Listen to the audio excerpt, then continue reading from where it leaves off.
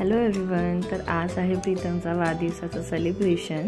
चला तर cake cut करूया. मी बटरस्कॉच केक मागवलेला. आजकाल ती कॉमन डिझाईन आली आहे केकमध्ये, म्हणजे स्पेशली हजबंडचा बर्थडे असला की ते हजबंड आणि dad, best dad and best husband असं.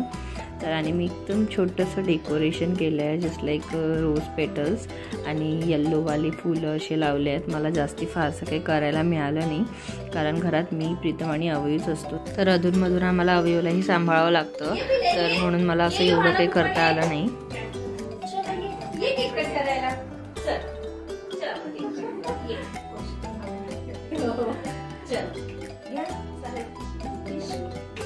Happy birthday to you.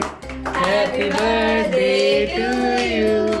Happy birthday dear Papa Pritam.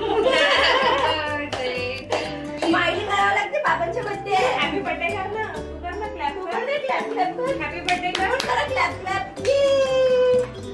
अरे ऐसे तू बड़ी करते हो. शान क्या कर रही है? वो जब कुछ चीज कराने थे तब नहीं ना.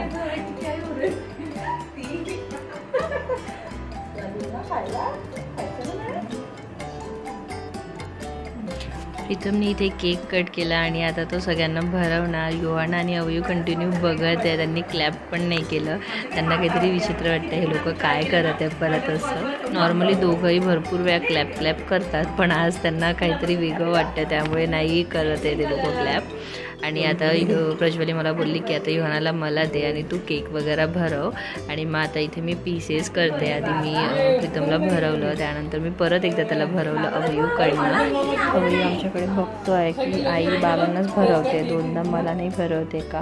मग आता मी त्याला पण भरवते आहे, पण एवढा मोठा पीस त्याला खायला थोडं डिफिकल्ट होत होतं, मग मी त्याला थोडं भरवलं.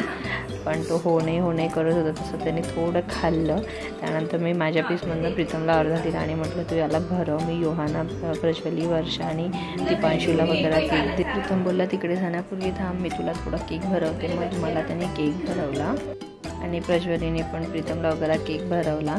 आणि त्यानंतर सगळ्यांना केक दिला आणि मग त्यानंतर मला नैवेद्य करायचं होतं देवाकडे आणि मग आम्हाला सगळ्यांना जेवण पण एन्जॉय करायचं होतं. या प्रकारे आम्ही बर्थडे सेलिब्रेट केला. सिम्पलचं सेलिब्रेशन होतं. नॉर्मली आम्ही ट्राय करतो की बर्थडेला वगैरे बाहेर जायचं, बट आता बिकॉज ऑफ आमच्याकडे बेबी आहे तर रेस्टॉरंटमध्ये वगैरे जेवण करायला जमत नाही. मग असं होऊन जातं की आधी प्रीतम जेवण करतो तेव्हापर्यंत मला अवयूला सांभाळावं लागतं आणि मग मी जेवते तेव्हापर्यंत प्रीतमला अवयूला सांभाळावं लागतं. तर ते गेट टुगेदर सारखं होत नाही. मग अवयू एका जागेवर बसतही नाही, त्याला बाहेर घेऊन जावं लागतं वगैरे फिरवायला.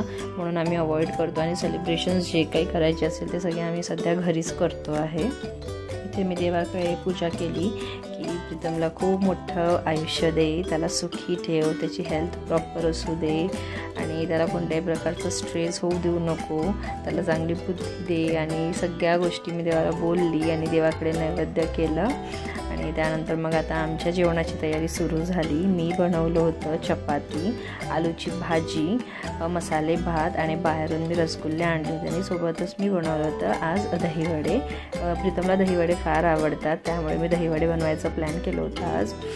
ॲक्च्युली आधी माझं प्लॅन होतं की मी सँडविच वगैरे असं काहीतरी बनवेल, पण प्रीतम मला बोलला की मला मसाले भात खायचं आहे आणि दहीवडे खायचं आहे. मग मी म्हटलं की सँडविच आणि हे सगळं बनवण्यात ते कॉम्बिनेशनही जमत नाही आणि एवढं सगळं बनवायला मला वेळही मिळणार नाही, म्हणून मग मी सिम्पलच जेवण बनवलं. बट ट्रस्ट मी, भाजी खूप छान झाली होती. म्हणजे मला सगळे बोलले की भाजी खूप छान झाली आहे. ॲक्च्युली मी आलूचं भरीत केलं होतं आणि मी आलूचं भरीत तसं साधं नव्हतं केलं, त्यात टोमॅटो आणि ते हिरवी पात असते ती घालून केलं होतं. जर तुम्हाला याची रेसिपी हवी असेल तर नक्की सांगा. ॲक्च्युली मी याची रेसिपी शेअर करणारच आहे माझ्या नेक्स्ट व्हिडिओमध्ये. ओके, सो आज होतं प्रीतमच्या बर्थडे आणि त्याचसोबत होतं इंडिया वर्सेस ऑस्ट्रेलियाची मॅच आणि सगळे तिथेच बिझी होते. म्हणजे सगळ्यांचं लक्ष तिकडे होतं, स्पेशली वर्षा, दीपांशू आणि प्रीतम तिघांचं पण लक्ष सगळं टी व्हीकडे होतं, कारण त्यांची क्रिकेट सुरू होती आणि सगळ्यांना हेच होतं की इंडिया जिंकलं पाहिजे, तर ते स्ट्रेसमध्ये व्यवस्थित जेवण पण करत नव्हते. प्रज्वली सगळ्यांना जेवण सर्व करत होती आणि कारण तिघंही बिझी होते तर मी प्रज्वली आम्ही दोघंही सर्व करत होतो आणि सोबतच ती योहानाला पण भरवत होती. ॲक्च्युली 2 दिवसापूर्वीच प्रज्वलीचा पण वाढदिवस झाला. 2 मार्चला आय थिंक तिचा बर्थडे होता आणि त्या दिवशी आम्ही सगळे पण तिच्याकडे गेलेलो. तिकडे पण माझा व्हिडिओ बनवायचा प्लॅन होता, पण त्या दिवशी अवयू थोडा क्रँकी होता आणि ते सगळं पॉसिबल नाही झालं. तिने खूप छान केक बनवलेला. तिला आता केक बनवता येतं. तिने प्रॉपर क्लासेस वगैरे घेतले आय थिंक. तर तिने खूप छान केक बनवला होता पायनॅपल फ्लेवरचा आणि जेवण पण खूप छान होतं तिच्याकडे. तिने केलं होतं फ्रूट कस्टर्ड आणि सोबतच मिसळ पाव होती, मसाले भात होता, आय थिंक पुलाव होता आणि खूप छान जेवण झालं तिच्याकडे. थोडं गेट टुगेदर होतं, थोडे जास्ती लोक होते आणि मजा पण आम्ही खूप केली त्या दिवशी. आय थिंक त्या दिवशी पण काहीतरी सुरू होतं टी व्हीवर, आय थिंक क्रिकेटच सुरू होतं त्या दिवशी पण. सो असं क्रिकेट वगैरे असलं की लोकांचं एकामेकांकडे लक्ष कमी असते आणि त्या क्रिकेटकडेच जास्ती लक्ष असते. मी पर्सनली क्रिकेटची एवढी मोठी फॅन नाही आहे, मी फक्त असं बघून सोडू शकते. पण काही लोक असतात ज्यांना खूप जास्ती वेड असतं क्रिकेटचं, पण ठीक आहे, आपली आपली चॉईस असते सगळ्यांची. सो इथे सगळ्यांनी जेवण एन्जॉय केलं. आधी अवयू थोड्या वेळ व्यवस्थित बसला, त्यानंतर त्याची जी मस्ती सुरू झाली आहे ना ती तुम्ही बघूच शकता. कंटिन्यू तो मस्ती करत होता आणि त्यांनी मला जेवणाचं शेवटीपर्यंत त्यांनी मला जेवण नाही करू दिलं. त्याने 2-3 घास खाल्ले, त्यानंतर तो कंटिन्यू मस्ती करत होता. मग मी म्हटलं जाऊ दे, मी नंतरच जेवण करते. आधी मी याला थोडंफार भरवते, याला फिरवते, त्यानंतर मी आरामात जेवण करायला बसेल. आणि आम्ही ते गप्पा गोष्टी पण करत होतो थोडंफार. जेवताना आमचं डिस्कशन सुरू होतं की आलू पुरी छान वाटते खायला, पण बिकॉज ऑफ आता समर सुरू झालं आहे आणि ऑइली खायला नको वाटतं. मी आधी प्रीतमला बोललेली की मी मसाले भात आणि पुरी करते, म्हणजे भाजीबरोबर पुरी जाईल, चांगलं वाटेल टेस्टला. पण तो बोलला की मला ऑइली नको, तू साध्या चपात्याच कर. तर तेच मी सगळ्यांना म्हणत होते की मी पुऱ्याच करणार होते, पण मग मी चपाती करायचा डिसिजन घेतला. सगळे बोलले की बरं केलं, कारण ऑइली खायला नकोच वाटतं आता उन्हाळ्याच्या दिवसांमध्ये आणि पाणी प्यायचं मन करतं.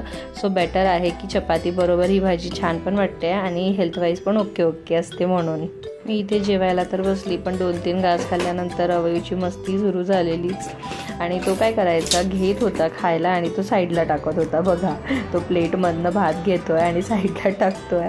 आधी माझं लक्ष नव्हतं कारण मी सगळ्यांशी बोलत होती. मग नंतर माझं लक्ष गेलं आणि मग तो तसंच परत जिद्द करत होता करायला. मी त्याला भरवलं पण तो काही ऐकत नव्हता. म्हणून मग मी जेवण करताना उठले आणि मी म्हटलं की मी थोड्या वेळानंतरच जेवण करेल. आणि हा अवयूनी रसगुल्ले आणि दहीवडे खूप एन्जॉय केले. त्याला दहीवडे भरपूर आवडले.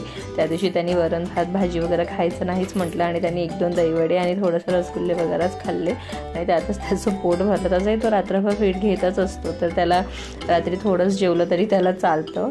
त्यानंतर मी आणि प्रज्वली दोघं एकमेकांना असं कंप्लेंट करत होतो की अवयव असं करते, ती पण सांगत होती योहाना अशी करते. आणि तेच मुलं 2 असले आणि 2 आया असल्या की एकामेका आपल्या एक्सपिरियन्स ते शेअर करत असतात. मी पण अवयवचा एक्सपिरियन्स शेअर करत होती. अवयव बघा कसं बघते अवयुक्तकडे. वर्षा पण दोघांकडे बघते आहे आणि तिला पण भरपूर असं हसायला येत आहे की दोघं जण कसे आपल्या बाळांना चारत आहे आणि बाळ कसे त्रास देत आहे असं वगैरे. आय थिंक विकेट गेली म्हणून वर्षा थोडी स्ट्रेसमध्ये आली. अरे विकेट गेली वाटते असं.